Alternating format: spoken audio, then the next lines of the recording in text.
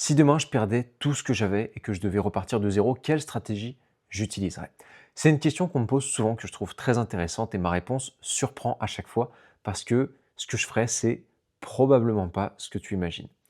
Dans cette vidéo, je vais te montrer comment avoir un premier investissement à 0 €, un bien que tu possèdes, dans lequel tu habites, mais que quelqu'un d'autre rembourse à ta place et comment t'enrichir doublement grâce à cette stratégie.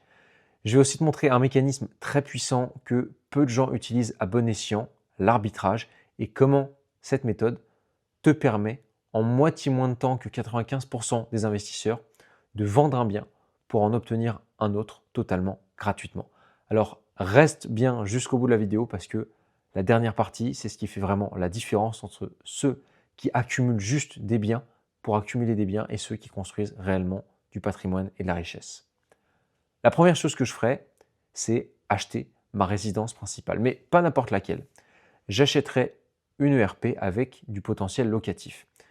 Ce que j'entends par là, c'est un bien, un appartement ou une maison, peu importe, que tu vas pouvoir diviser ou duquel tu vas pouvoir détacher une partie pour la louer à quelqu'un d'autre.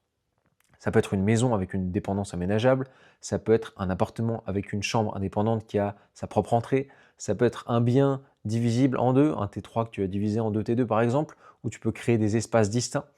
L'idée globale est simple, tu vis dans une partie du bien et tu loues l'autre partie. Et pour que tu comprennes bien, je vais t'imager avec un exemple concret.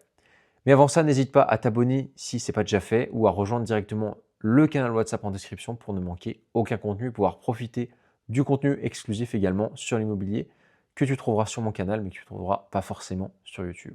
Donc imagine une maison avec, disons, une petite dépendance de 25 mètres carrés.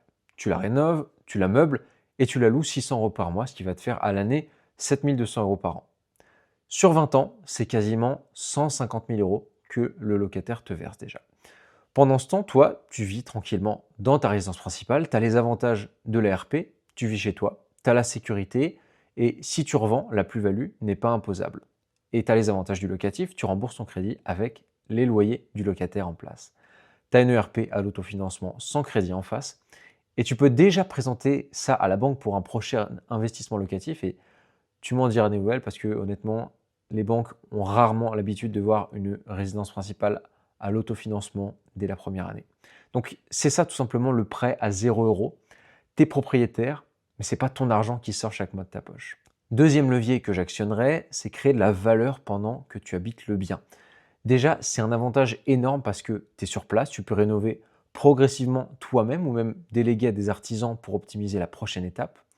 Mais tu n'as pas besoin de tout faire d'un coup. Tu peux refaire la salle de bain dans les 3 premiers mois. Tu peux aménager les combles dans les 6 mois d'après. Et puis ensuite, tu retapes la cuisine à la fin de l'année. Et petit à petit, comme ça, ton bien prend de la valeur. Et cette plus-value, en résidence principale, je l'ai dit, donc tu paieras 0 € d'impôt dessus. Résultat, tu vends après 1 ou 2 ans peut-être, tu récupères tout et tu réinjectes dans un autre projet grâce à l'apport conséquent que tu te seras constitué en très peu de temps. Alors voyons concrètement ce que ça donne. Tu achètes un bien 200 000 € dans lequel tu vas faire 30 000 € de travaux tout en y habitant. Et tu vas le revendre 280 000 €. Tu vas récupérer 50 000 € qui, encore une fois, vont être exonérés d'impôts, donc net dans ta poche, pas d'impôts, pas de taxes. C'est du capital pur et dur qui va te permettre, encore une fois, de rassurer les banques, d'enchaîner plus vite et de faire croître ton patrimoine comme jamais auparavant. Mais attends, parce qu'il y a encore plus puissant et c'est ce que je vais te montrer maintenant. Une fois cette première étape faite, j'enchaînerai sur du locatif pur avec le capital accumulé, soit via la plus-value que tu auras générée grâce à l'ARP, soit via l'épargne constituée grâce au loyer et au cash flow par exemple. Donc, j'ai de quoi rassurer une banque, j'ai solidifié aussi mon profil bancaire, et là, je vais rechercher des biens aux zones tendues.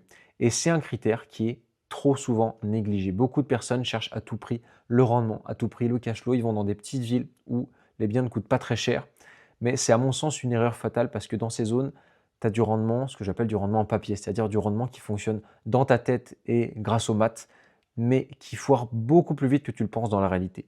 Tu as de la vacance locative, tu as des locataires qui sont moins solvables, tu as des impayés parfois, tu as des biens qui se valorisent peu, voire pas du tout.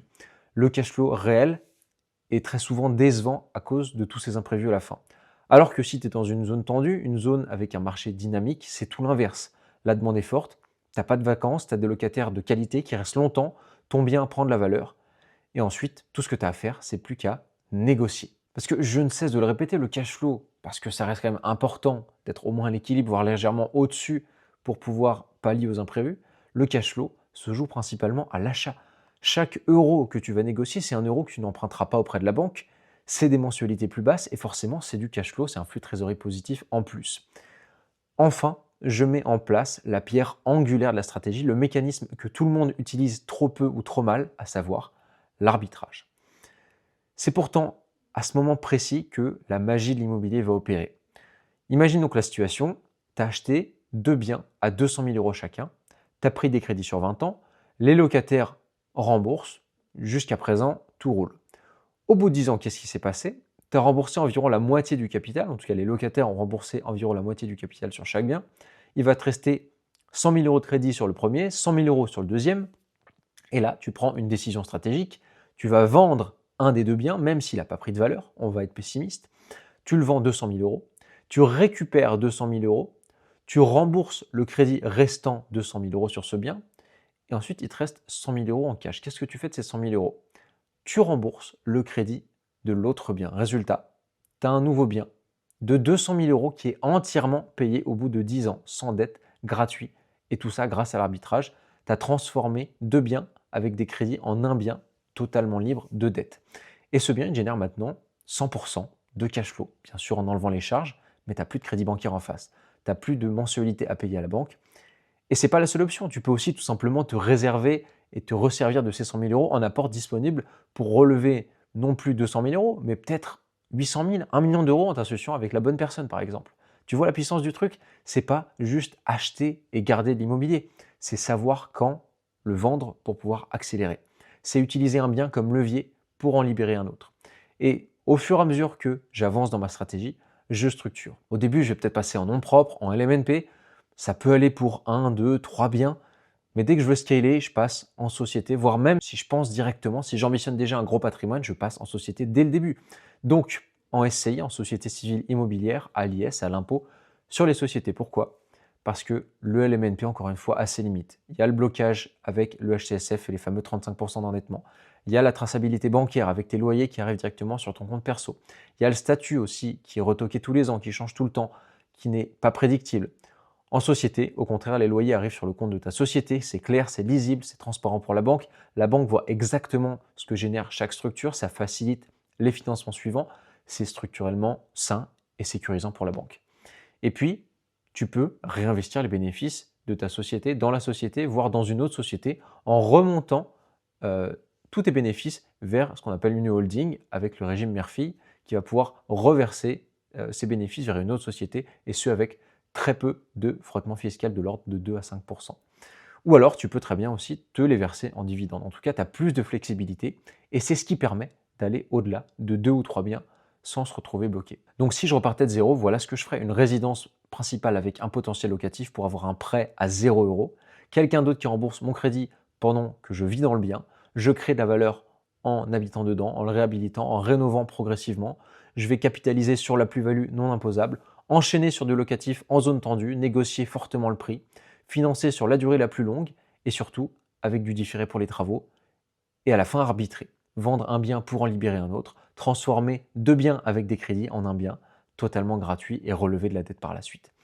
Et en 2026, tu peux encore te faire financer sans apport. Je l'ai fait encore récemment. Tu peux encore te faire financer à 100 voire 110%. La stratégie existe, les outils existent. Donc soyons honnêtes, ce qui fait la différence, c'est simplement de passer concrètement à l'action. Maintenant, de se bouger, d'aller sur le terrain, de se planter, d'apprendre et de recommencer jusqu'à temps que ça marche et que ça devienne un automatisme. Si tu veux aller plus loin et apprendre à acquérir ton premier bien rentable pour appliquer la stratégie que je viens de te présenter et démarrer fort dans les 100 prochains jours, je t'invite à rejoindre le canal WhatsApp sur lequel je publie du contenu exclusif sur l'immobilier, des conseils pertinents et n'hésite pas à m'envoyer un message privé si jamais tu as une question précise, je me ferai un plaisir d'y répondre et de t'aider. Le lien est en description. Sur ce, je te souhaite de passer une très bonne journée. On se dit à la prochaine.